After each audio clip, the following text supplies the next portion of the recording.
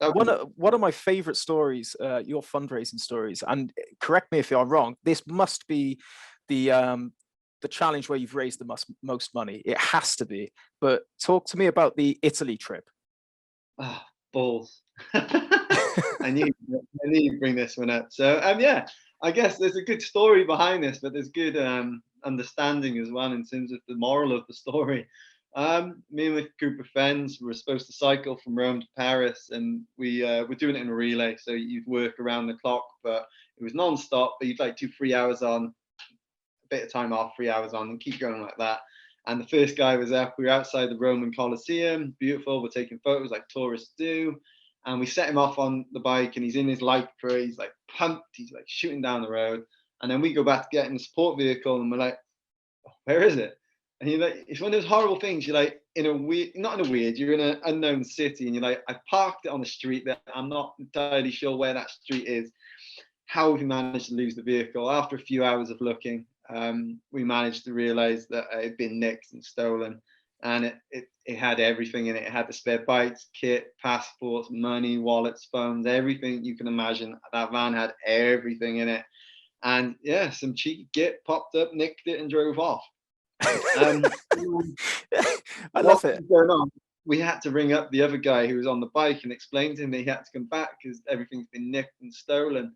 So he has to turn around and come back. So then the only clothes he has now for the next 2 or 3 days is a cycling kit. So he's walking around Rome in this bloody cycling kit. It's quite funny. But the first thing you do is when you lose something, you just have that, you just want to take it back. Wherever it's to, you just want to take it back. And we didn't know where to start. It just felt like you were trying to hold sand and it's just running through, that really irritating feeling. And we went to the airport, rung my dad as you do to explain. He's like, you're an idiot. There'd be a tracker on the vehicle. Like, why didn't you ring us sooner? I was like, oh, that's a great idea. So then we managed to get the tracker, found the location of the vehicle, and went to get the vehicle. And the vehicle had been parked up, it'd been covered over with stuff. Like they gutted it. They'd taken everything out of it. And they'd left a black bag on the front seat of the van. And we're like, oh, what the hell is going to be in here now? And they'd left our passports in a black bag at the front of the seat. And you're like, what? You've got a conscience. You've nicked everything else off us. You've left our goddamn passports. They obviously just didn't want us in the country. Anyway, what transpired was we let the charity know that we'd really fucked up and we'd lost everything. And they put out a social media post. This is like 2013, 12, something like that. So like Facebook is there, but it's not that popular. It's popular, but it's not like it is today, even though I don't really like it today. But yeah, that's another discussion. And they put out a post, and up until that point, we'd raised about £500 between us.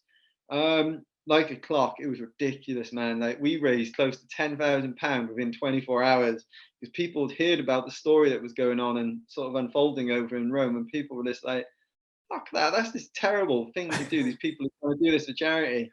But it was just crazy, man. It was like, I guess the moral of the story for me is everything went wrong, but still you raised a shitload of money and awareness for this charity and everything. Like it wasn't what we planned, but after like 48 hours of just sort of feeling sorry for ourselves, we're like, well, fuck it, we've got one bike, let's go and give it a go. So we literally shared cycling kit, we shared the bike, we had the support vehicle because it was still there, and we did the challenge. It took us like 4 days. It was disgusting, but we had that extra motivation of somebody nicking our stuff. But the main factor of the motivation was the fact that all that support we had over that short amount of time just meant, it just gave us that lift we needed to get it going. So yeah, not only do I find that story hilarious, but I think it's just a beautiful example of resilience. It's like most people would have sacked the challenge off right at that point, but you took a gutted out van, you have one bike,